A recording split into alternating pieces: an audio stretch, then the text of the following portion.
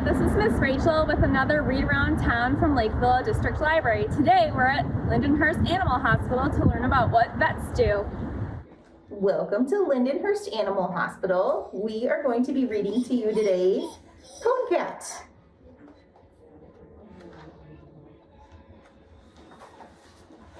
All right. It's the beginning. One day, Jeremy woke up at the vents, and there was the cone. Like a giant white bell, it bent his whiskers, blocked his view, and bungled his super cat senses. I am Cone Cat now, he told himself. I will never be the same. As Jeremy, he'd been nimble and quick, and he'd pride himself on his sweet scent. Now he was knocking into door jams and backing his way down the stairs with all the grace of a fat squirrel. He didn't smell so good either. Clearly, the cone was winning. To take his mind off his problems, he tried to keep busy, hunting, redecorating, and hiding from Ava, the little human. But nothing could shake his feline funk, until a change landed right in his lap. Well, his cone.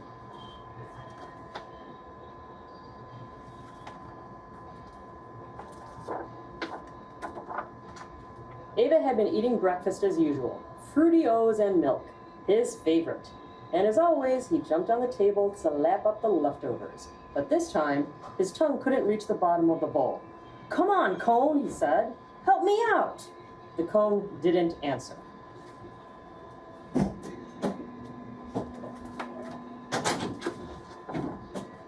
Then something magical happened. Just as Cone Cat wilted like the saddest flower, the bowl tipped toward him. Milk and cereal poured into his mouth and into the cone, too. He could save some for later. Could the cone be a friend after all? It got even better. That spider he was stalking, it didn't taste as good as he hoped. And the armchair on stuffing, not a tuft left behind. Plus, if he directed the cone just so, he could hear Ava coming before she even left her room. All of this led up to the greatest moment of Cone Cat's life, Ava's birthday party.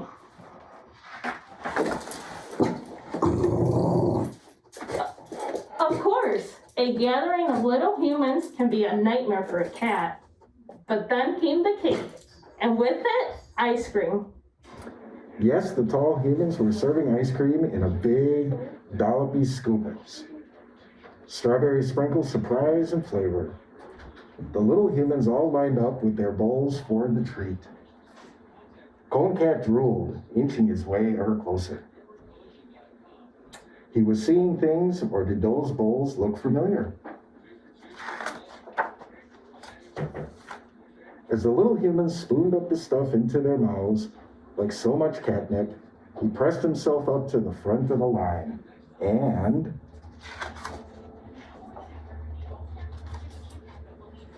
before they could realize their mistake, Cone Cat tiptoed off to a quiet place and gobbled down the ice cream, licking up every last drop.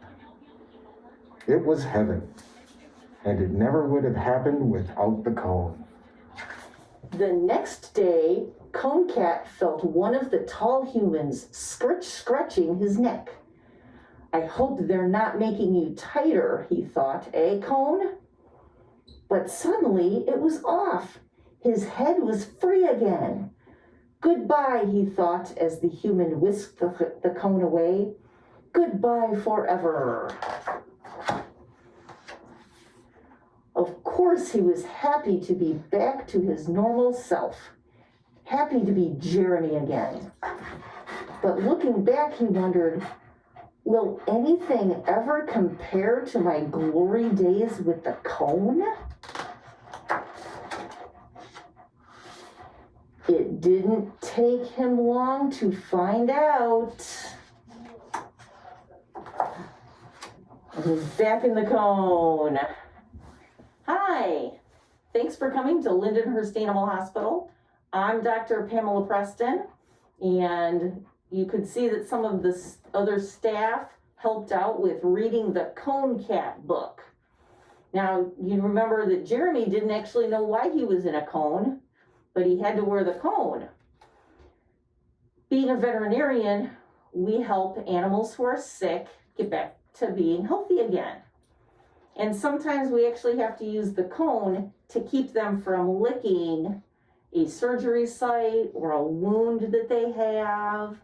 So we use cones a lot. So this was a fun book for us. Oh, and he's leaving. So if you come in with your parents and bring your pet in,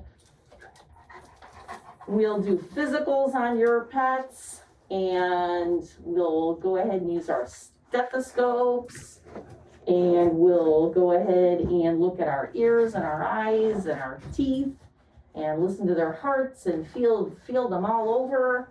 So one of the things in the book with Jeremy having to put the cone on, Jeremy didn't understand why he had to wear the cone.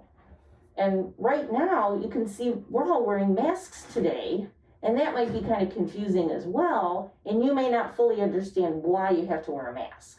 So just like Jeremy, you can adapt to change, and it's okay if things change, and you may not know why, but then in the end, you can get ice cream, and you can run around and play again, and everything will be all better.